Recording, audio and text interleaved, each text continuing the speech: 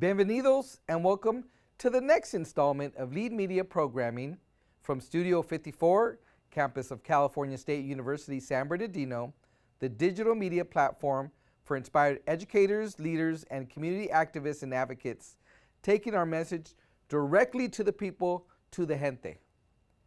Thank you for sharing our common interest in the analysis, discussion, critique, dissemination, and commitment to the educational issues that impact Latinos.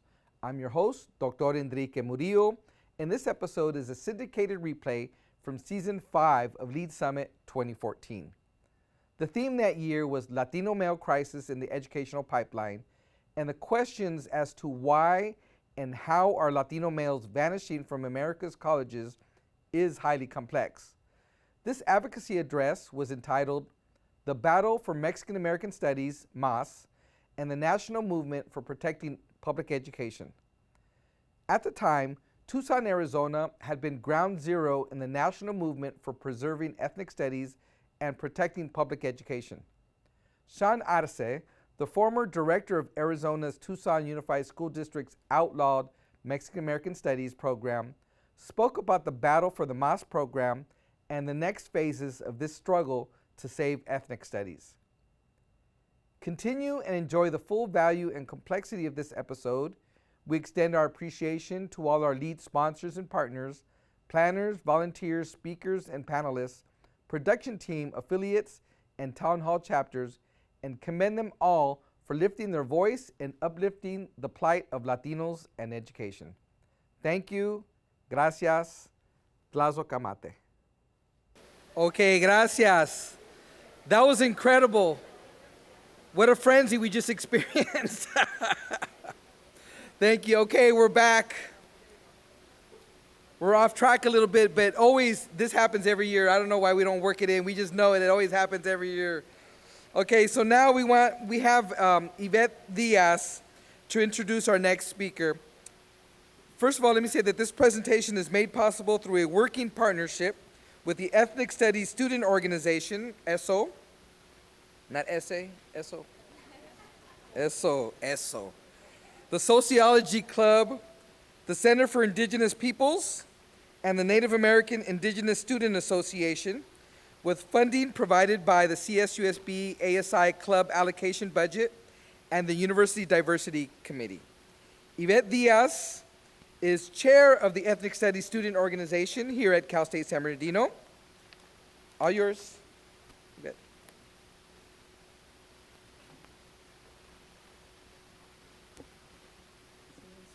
Hello. So Martín Xican Arce is an educator, scholar, activist, as well as co-founder and the former director of the renowned and successful Mexican American Studies, the MAS program, outlawed by Arizona's Tucson Unified School District. The May 2013 ruling that upheld the constitutionality of HB 2281, the legislation that makes MAS illegal, set the stage across the country for legal challenges to ethnic studies programs at every level of education.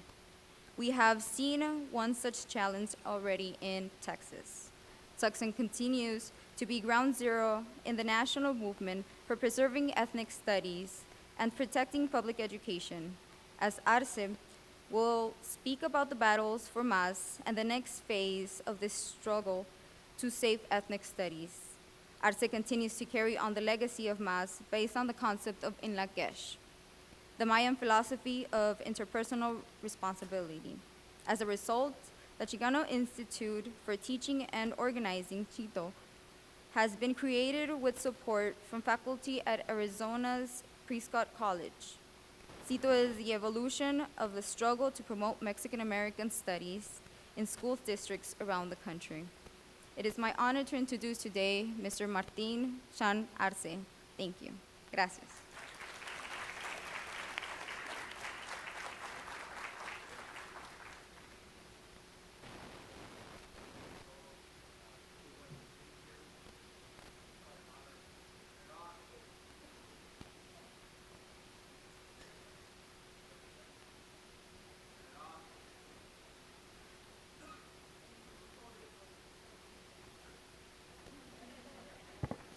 This is better. I'm not as restricted sitting down, so.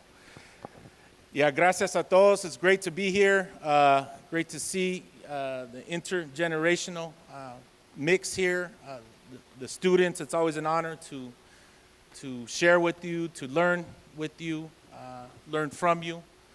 Again, my name is Xican Arce. I'm a 20-year public school educator in Tucson, Arizona. And I was fortunate enough to be involved in MECHA at the University of Arizona. From there, we pretty much worked off the foundation of the veteranos in Tucson, the veteranas, in envisioning something that has been long overdue, and that is a responsive educational program in the form of Chicano studies, a K through 12 Chicano studies. I believe in our research, Tucson is the only K through 12 Chicano studies in the nation. And we were able to realize that dream through community organizing, through working with youth, through working with our elders who had been engaged in the struggle to implement and institute a K through 12 culture responsive, community responsive educational program. Because as we all know, the public schools have not been responsive to the educational needs, the cultural needs, the social needs, the emotional needs of our students. And that is a crisis. That is an educational crisis that we are experiencing. With the second highest dropout rate, which we term a push-out rate, next to our Native brothers and sisters. The lowest educational attainment out of any racial or ethnic group in the United States. So we all should be, no matter what community that we come from, we all should be alarmed and all should be working toward providing and demanding of our school districts equitable educational opportunities for our students. So with that, a little history of the program. We talked about it, young people, mechistas, mentoring high school students, middle school students. And then we come full circle with the Chicano movement. And when we have people like José Gutierrez, founder of La Raza Unida Party, who actually came into Tucson and filed a lawsuit in federal court to help us push through the first K through 12 Chicano Studies department in the country.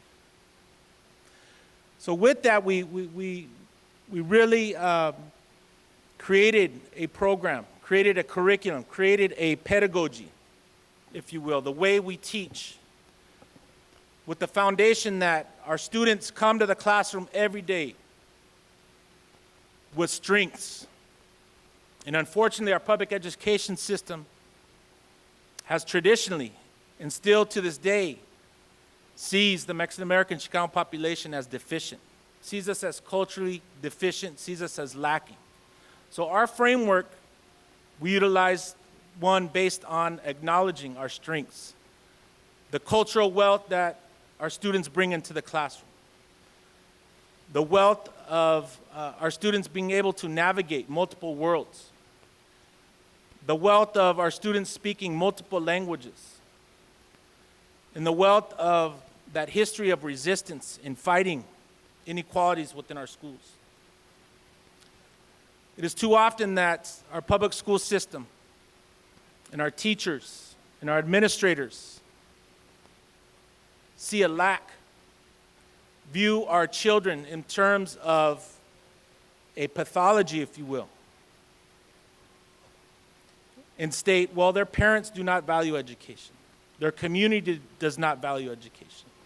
And that is why it is so important to have Chicano studies in our schools.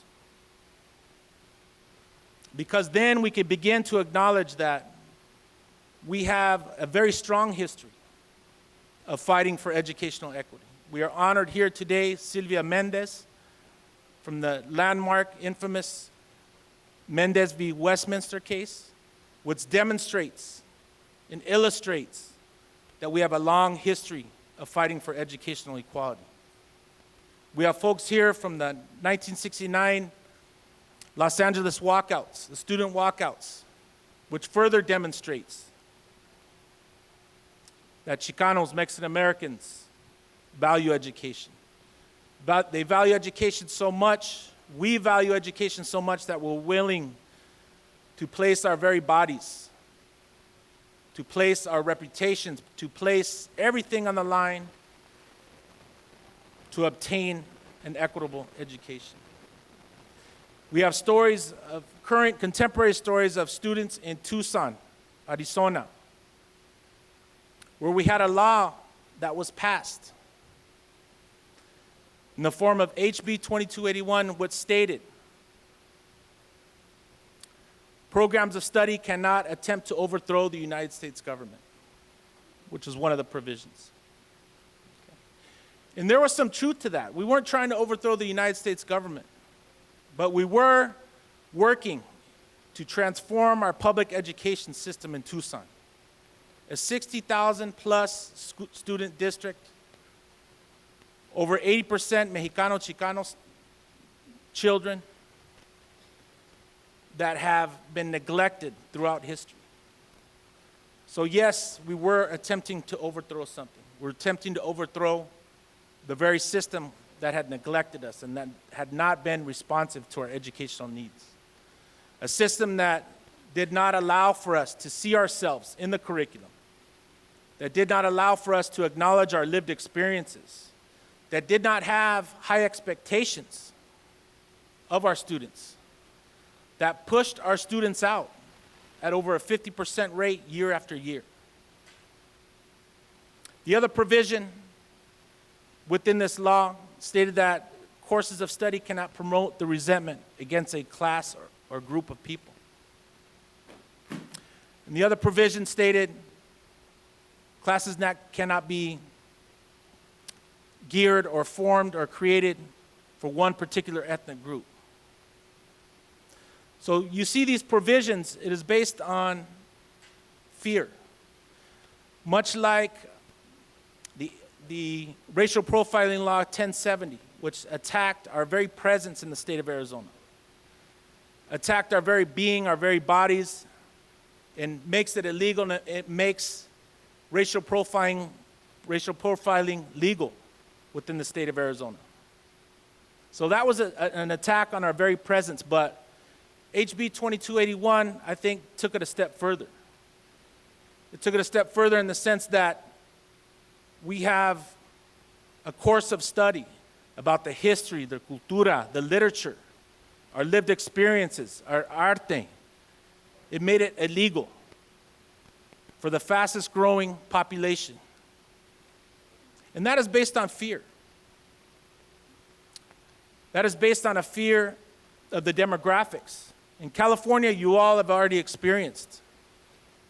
Latinos, Mexicanos here in California are now the majority population in our public schools. But in Arizona, there was this fear, and they perceived it as a threat. Not only a demographic shift, but a demographic threat. The state lawmakers do not want to see panaderias on every corner, right? Heaven forbid we're going to have, a panaderia on every corner, or, right? So this fear, there is not a fear of a growing population if a growing population is undereducated. There is not a fear of a growing population where we send more of our young brothers to prison than we do to institutions of higher learning. So our very program, because we're able to reflect our lived experiences, our history, our cultura within the curriculum, and it was effective. It was effective in the sense that students in our courses over a 14-year period from 1998 to 2012 outperformed their peers who did not take the courses, these Chicano studies, these Mexican American studies courses. So one of the only programs in the history of public education where we're able to close the academic achievement gap, which is so pervasive in our public schools. It is a problem in all urban areas where we have Latino and Black students. So this is a program that was able to do that. This is a program that virtually eliminated the dropout or the push-out rate. This is a program that sent over 70% of its students to four-year colleges and universities.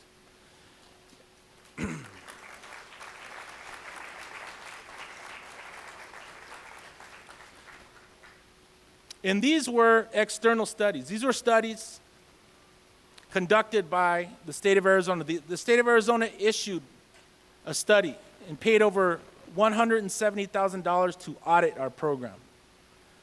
And these very findings came back. And our state superintendent of instruction, John Huppenthal, when the findings came back, he withheld the findings for about 6 weeks. And then he came out with his own findings. And he stated that we were in violation of those very provisions that I spoke to you about. So we questioned him. He said, how can you eliminate a course of study, a program, a K through 12 comprehensive Chicano studies program, despite the fact that we've eliminated the achievement gap, that we send students to college at higher rates than students who do not take these courses, at unprecedented rates, that we actually eliminated the push-out rate. And he says, well, this law is not about academic achievement. Our state superintendent of public instruction stated that. He said, these are about American values. So we questioned, when did academic achievement or reducing the dropout rate, when did that ever not become an American value? And he says, well, these are about American values, and you all are teaching anti-American values. So thus, I will declare my position that you are all in violation. So since then, the teachers within this program, 11 of them, not all of the teachers, filed in federal court, and unfortunately we lost. In the state of Arizona, the federal court in the state of Arizona held that these 4 provisions were indeed constitutional, because the state has a legitimate, quote-unquote, pedagogical interest in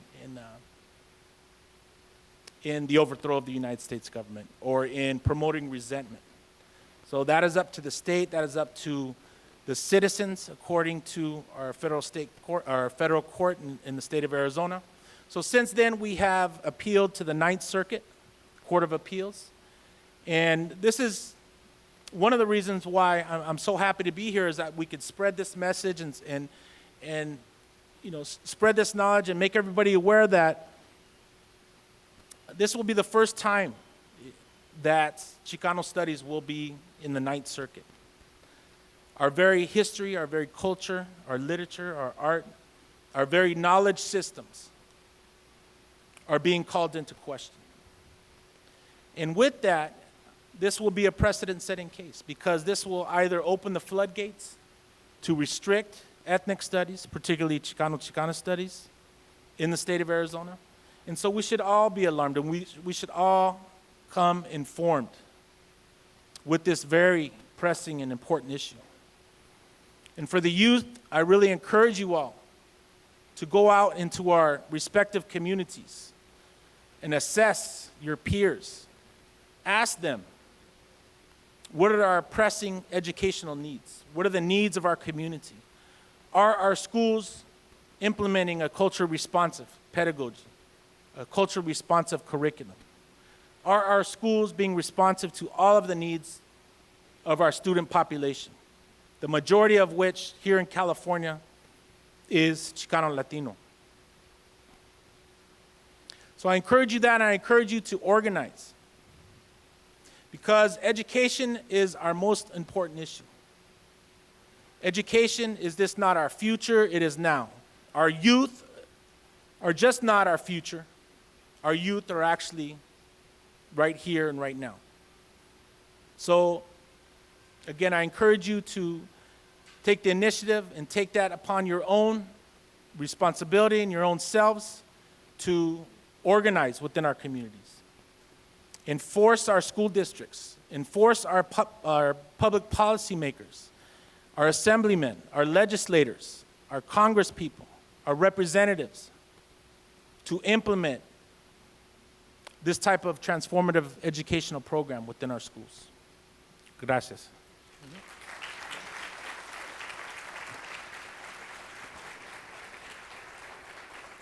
Buenos dias. Thank you, Sean. Thank you so much. We have some time for questions, if some of you have some, and I'm sure you do. So we go out there in the audience with a microphone somewhere. If anybody has questions out there in the main part of the event center. And then we also are taking questions on social media as well. So anybody got any questions out there? No? Okay. How about Aaron? Do you have any on social media? Oh, you got one? Okay. It's hard for me to see, so there you go. Okay.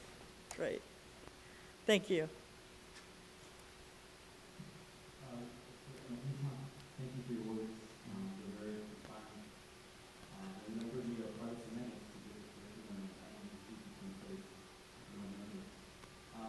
Who is leading the legal campaign in the next report? Can you talk a little about that? And then how can we financially support President Biden? Still not good. How can you kind of relay some information on that with the community? This is the institutions in front of you.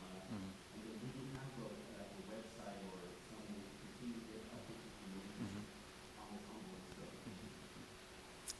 Yeah, let me promote the website first, then I can address the other questions. Go to saveethnicstudies.org, and it will give us the latest updates, the court proceedings, the court filings. That's where we can all inform ourselves, and please, I encourage everybody to spread that, post it on your social media, your Facebook, your emails, listservs. Yes, the legal team initially started in Tucson with a private attorney by the name of Richard Martinez. Since then, fortunately, we've had some other folks jump in. The Seattle University Law School, specifically the Korematsu Center, has jumped on board with the legal team of 4 or 5 legal scholars.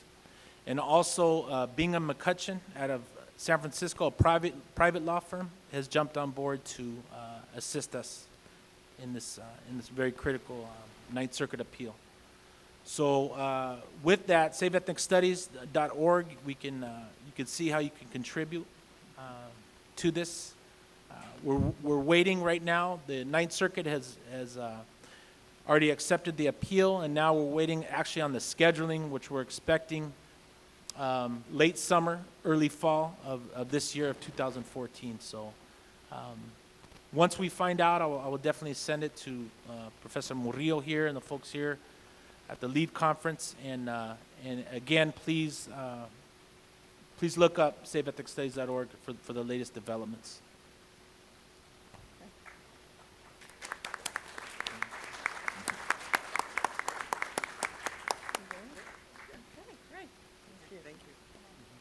Thank you so much. Thank you again, Sean. Thank you.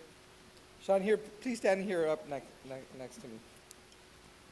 With much gratitude, Sean, for your accomplishments and service to our community, we would also like to award you our LEAD Education Advocacy Medallion of Honor.